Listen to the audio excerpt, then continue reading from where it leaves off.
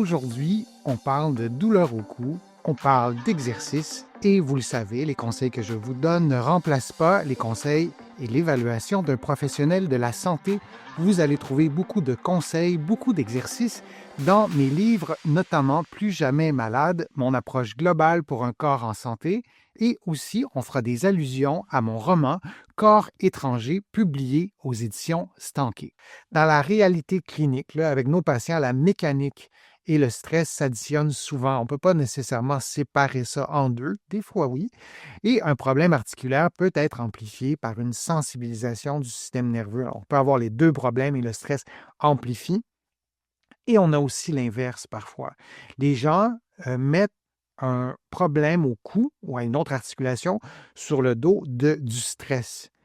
Et parfois, ça n'a rien à voir. Il y a un problème mécanique qui fait en sorte que la personne dort mal parce qu'elle est souffrante, bouge moins son cou parce qu'elle est souffrante, ne travaille plus depuis 3 mois parce qu'elle est souffrante et ça affecte sa santé mentale, euh, limite ses activités sociales parce qu'elle a trop de douleur au cou en raison d'un problème mécanique qui, lui, a des répercussions sur toutes les sphères de sa vie et qui génère du stress. Et dans ces cas-là, si le problème est pris rapidement, est pris en charge rapidement, c'est pour ça qu'on vous encourage, moi et tous mes collègues, à consulter rapidement lorsque vous avez un problème et surtout un problème qui ne s'améliore pas pour court-circuiter cet effet domino sur d'autres sphères de votre santé et de votre qualité de vie. Donc, il y a aussi l'inverse, parfois, que le problème est vraiment physique et déclenche ensuite une série de répercussions, notamment au niveau psychologique. Alors, ça, c'est le premier conseil, c'est de consulter assez vite quand vous voyez que ça ne s'améliore pas,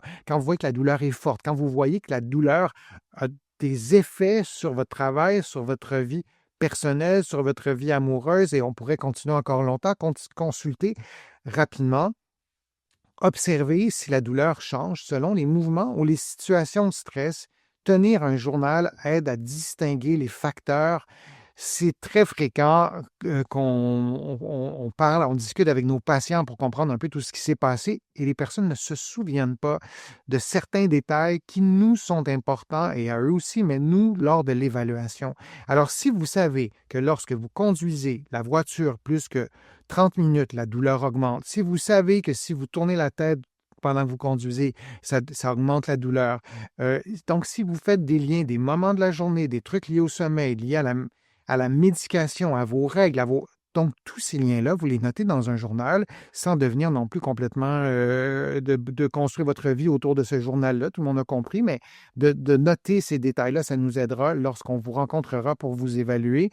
Consulter vraiment pour un bilan qui combine, comme je vous disais, l'évaluation mécanique, l'examen clinique et la prise en compte aussi des dimensions psychosociales. Oui, l'aspect psychologique, mais l'aspect social aussi. Avez-vous perdu votre travail? Avez-vous vécu une séparation? Avez-vous déménagé? Avez-vous en deuil? C'est important parce que tout ça, ça s'est imbriqué et on doit le prendre en compte. C'est vraiment important aussi de faire un examen clinique. Si vous allez voir un professionnel de la santé pour un problème de ce genre, et tout ce qu'on fait, c'est qu'on vous passe une radiographie, on ne fait pas bouger votre cou, on ne vous pose pas de questions, on ne mobilise rien, ben, on peut poser la question, est-ce que cet examen est vraiment complet, est vraiment pertinent? Et ce n'est pas un examen clinique. Un test d'imagerie médicale, ce n'est pas un examen clinique qu'on va faire avec les mains. Et on parle en ce moment du cou, là, on ne parle pas d'un problème de diabète ou d'un autre problème de santé vraiment important, cet examen clinique. Je vous montre un exercice, la respiration carrée. Je vous montre la position dans laquelle vous allez la pratiquer, puis après, je vous montre une diapo qui va clarifier l'exercice. Donc, en position assise, avec un bon alignement articulaire entre la tête, les épaules et le bassin, vous placez les mains sur votre ventre et vous allez inspirer en gonflant un peu l'abdomen et vous allez expirer. Ça, c'est la position de départ.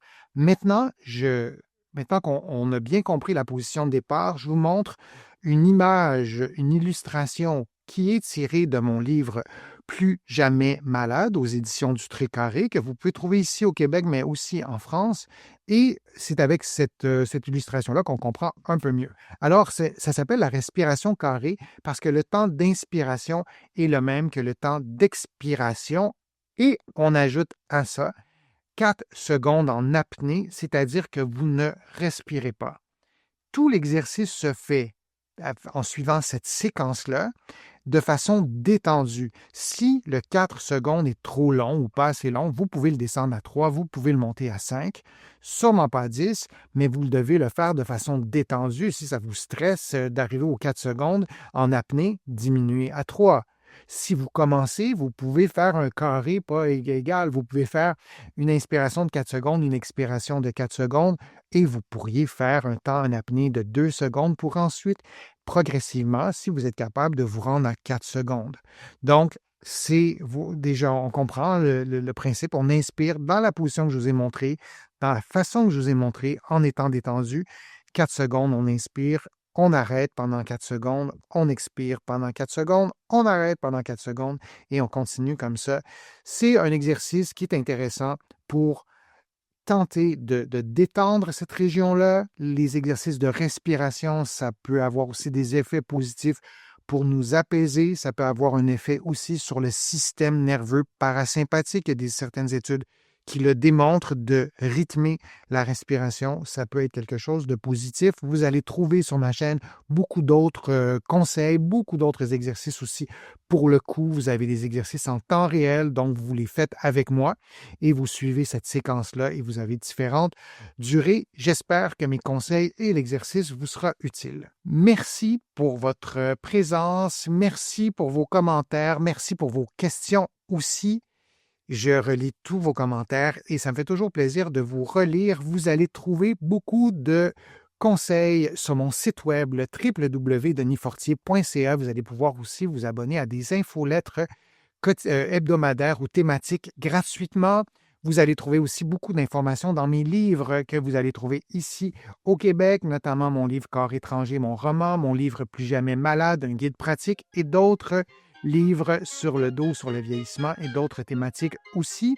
Merci très sincèrement pour vos contributions. Sans elles, je ne pourrais pas vous présenter autant de nouveaux contenus aussi régulièrement. Je suis toujours ravi de le faire. Donc, merci. Je suis Denis Fortier. Je vous dis à une prochaine vidéo, à une prochaine fois. À bientôt.